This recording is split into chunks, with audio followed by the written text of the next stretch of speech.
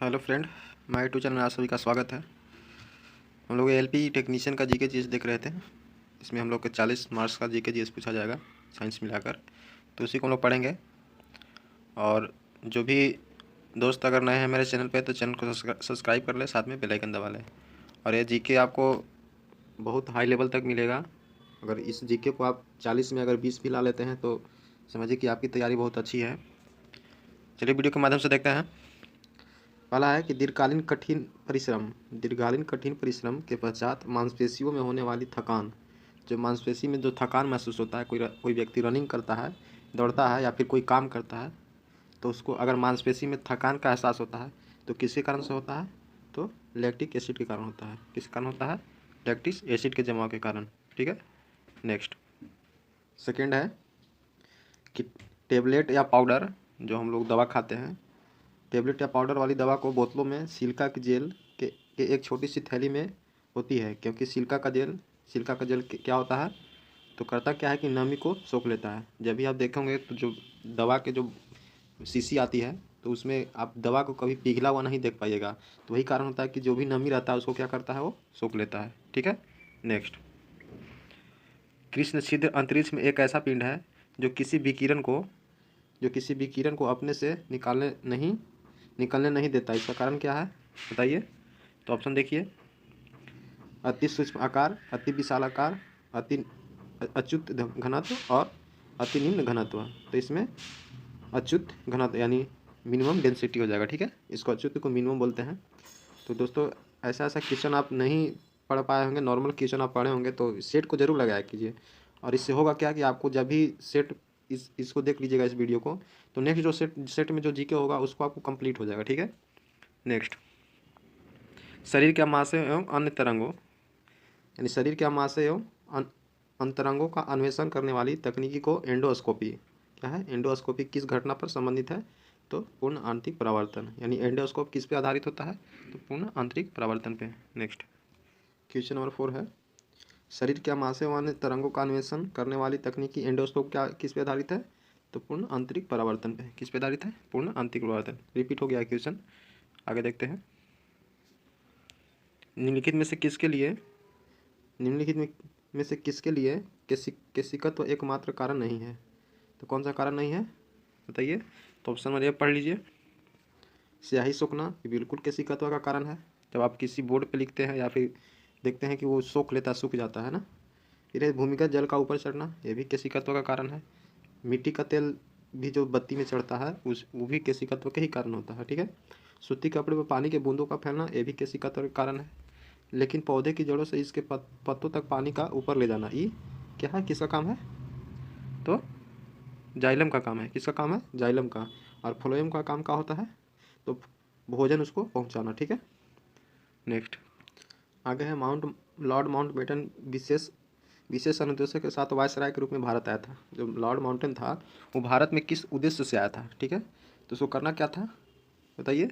Option number A पढ़ लीजिए, भारत उपमहाद्वीप को विभक्त करने के लिए। बिल्कुल गलत है, करने के लिए इसको नहीं आया था। ठीक है, नेक्स्ट है भारत के संगठित रखने के लिए, ये भी गलत है।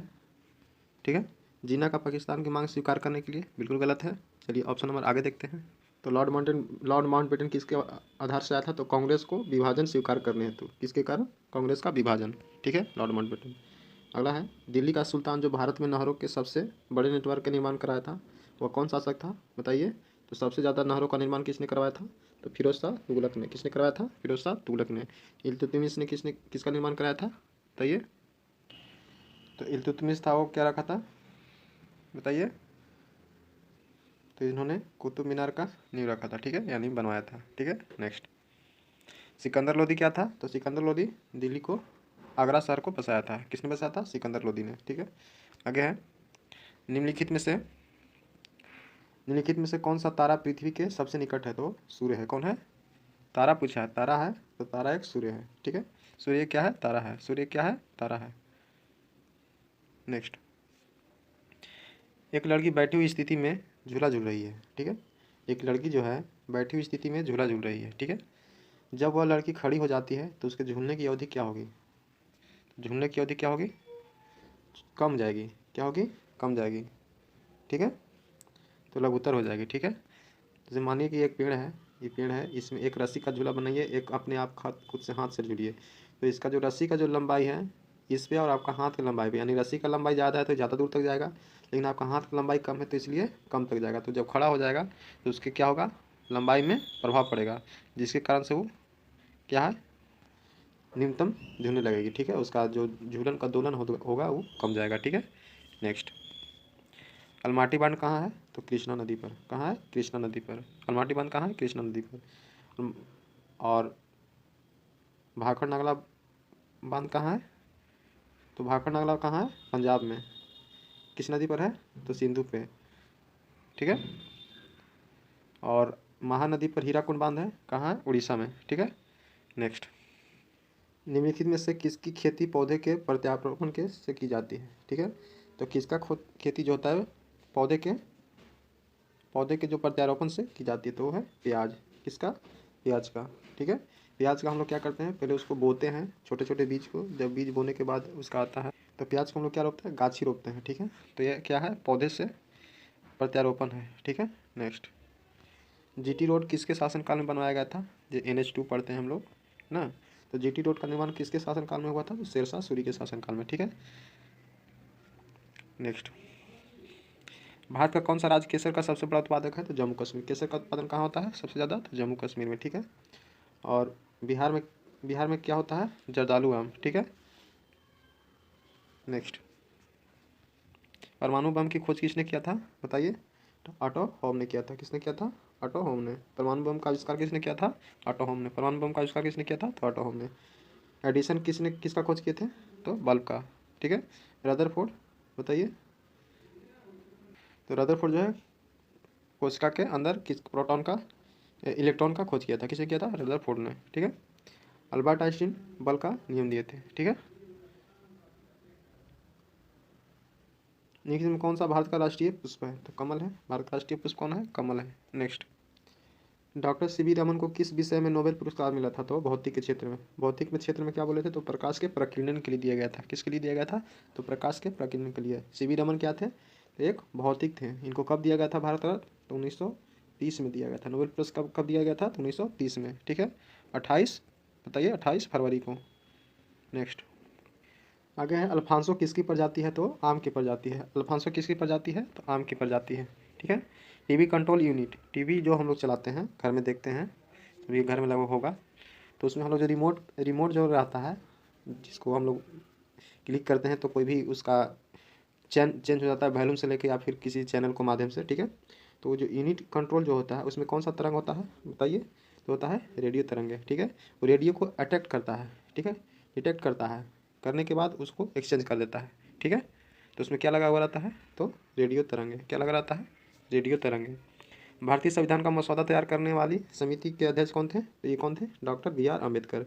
कौन थे, डॉक्टर BR अम्बेडकर। ठीक है, नेक्स्ट। प्रकाश वर्ष किसका यूनिट है, तो किसका है, बताइए, प्रकाश वर्ष दूरी का है, मात्रक। किसका है, मात्रक दूरी का। ठीक है, ध्वनि डेसिबल, हीट का उष्मा। ठीक है, नेक्स्ट। और प्रकाश की चाल आपसे पूछ दिया जाए तो निर्वात में प्रकाश की चाल कितना होता है, 3 ×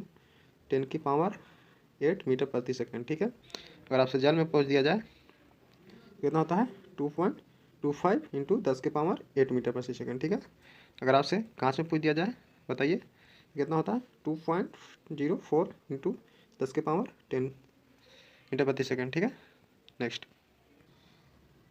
स्तनपायियों में मस्तिष्क का सबसे विकसित भाग, जिसमें मनुष्य अपनी फसल पैदा कर सकते हैं, मशीन का आविष्कार कर सकते हैं और भाषा कला विकसित कर सकते हैं, वह क्रिया किस में होता है, बताइए, तो ये सेरिब्रम में होता है। सेरिब्रम जो होता है वो एक सर्च इंजन होता है शरीर का, जो किसी भी मानव का सर्च इंजन कौन सा होता है, तो सेरिब्रम होता है। क्या सोचना है, उसका कंक्लूजन क्या निकालना है, तो सेरिब्रम और सेरिबेलम। ठीक है, ये दोनों का काम है। ठीक है, और सबसे बड़ा जो मस्तिष्क का सबसे बड़ा भाग होता है तो उसको प्रमस्तिष्क बोलते हैं। ठीक है, नेक्स्ट।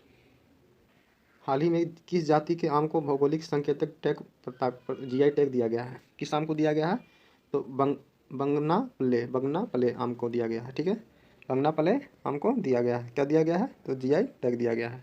ठीक है, और मालदा जो आम है ये भागलपुर, बिहार के भागलपुर में पाया जाता है। ठीक है, जर्दालू आम बिहार का GI टैग मिल गया है।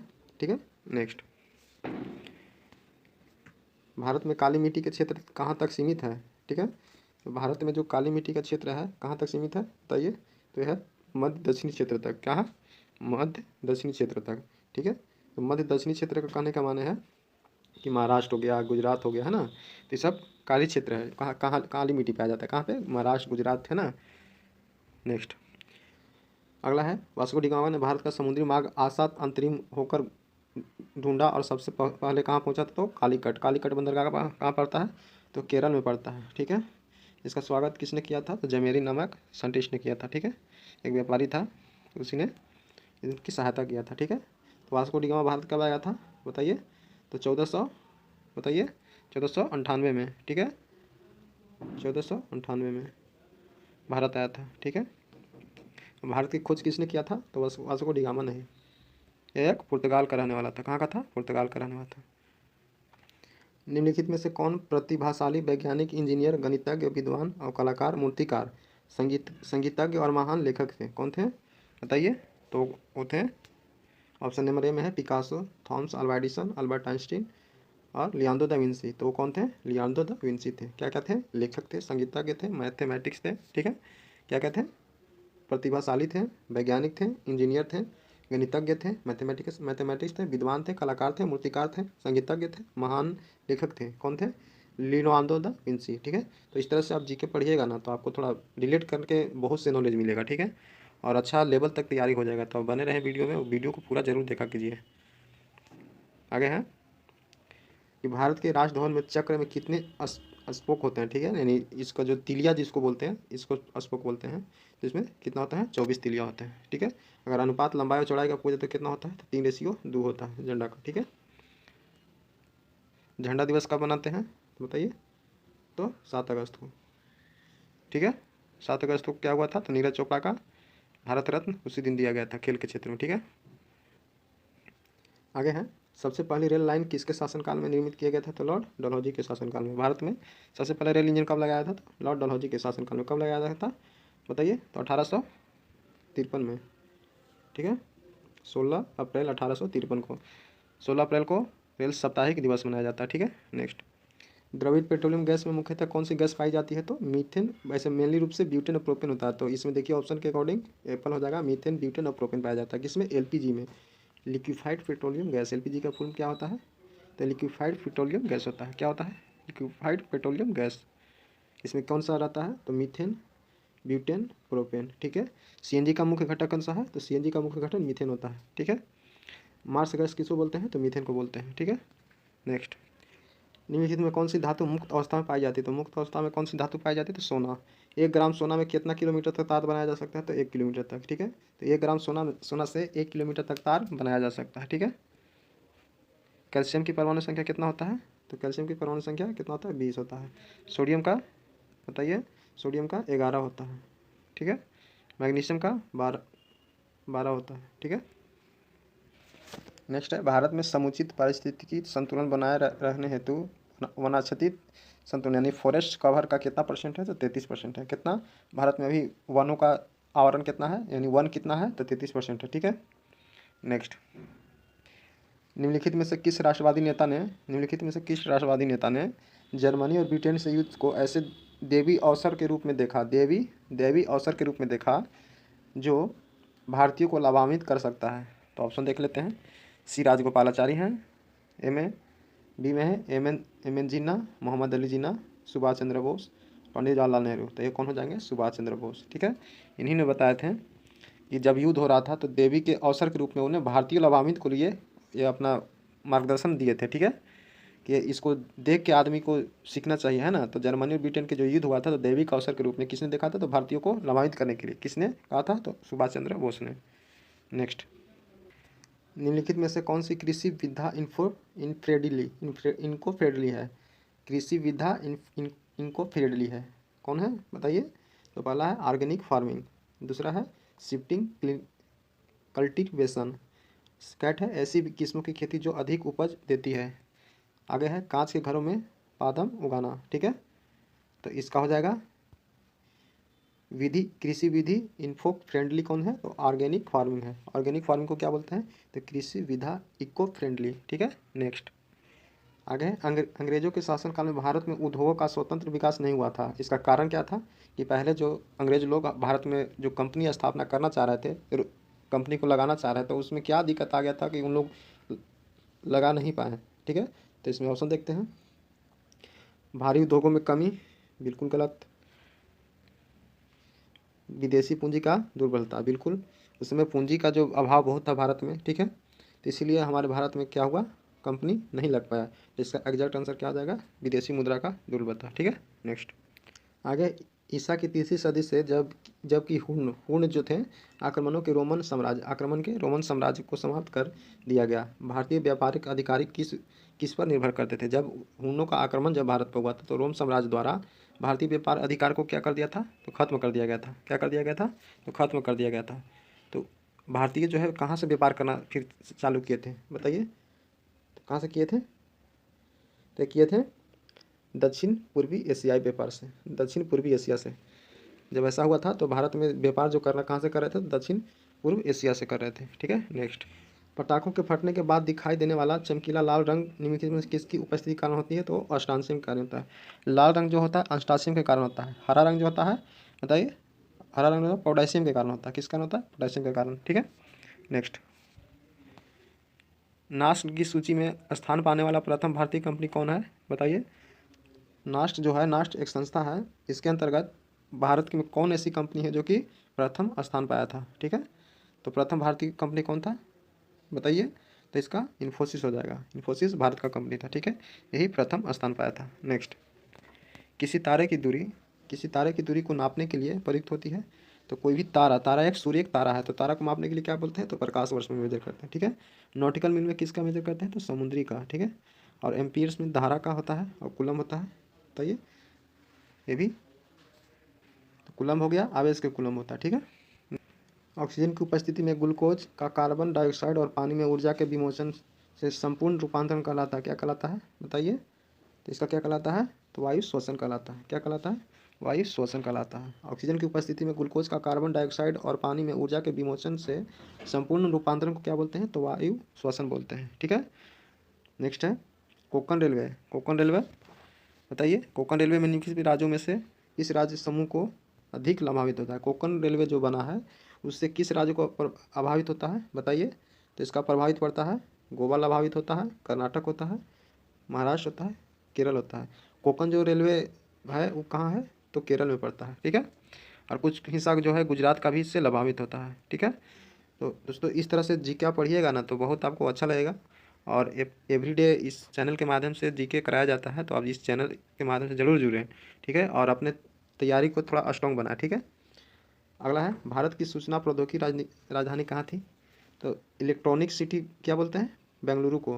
तो सूचना प्रौद्योगिकी कहाँ थी, तो बेंगलुरु को। ठीक है, सूचना प्रौद्योगिकी राजधानी कहाँ है भारत की, तो भारत की सूचना प्रौद्योगिकी राजधानी कहाँ है, तो बेंगलोर में। बेंगलोर को क्या बोलते हैं, इलेक्ट्रॉन सिटी किसको बोलते हैं, बेंगलोर को। महाराष्ट्र कहाँ है, तो पुणे। महाराष्ट्र में क्या है, पुणे। पुणे एक जिला है।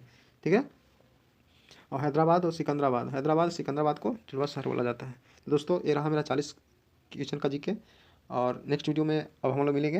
और जो भी दोस्त अगर नहीं देखे हैं तो इस वीडियो को ज़रूर देखें। और जीके ये जो 40 है इसमें अगर 20 भी आप बना लेते हैं तो आपको समझिए कि अच्छा खासा तैयारी है। ठीक है दोस्तों, मिलते हैं नेक्स्ट वीडियो में। धन्यवाद।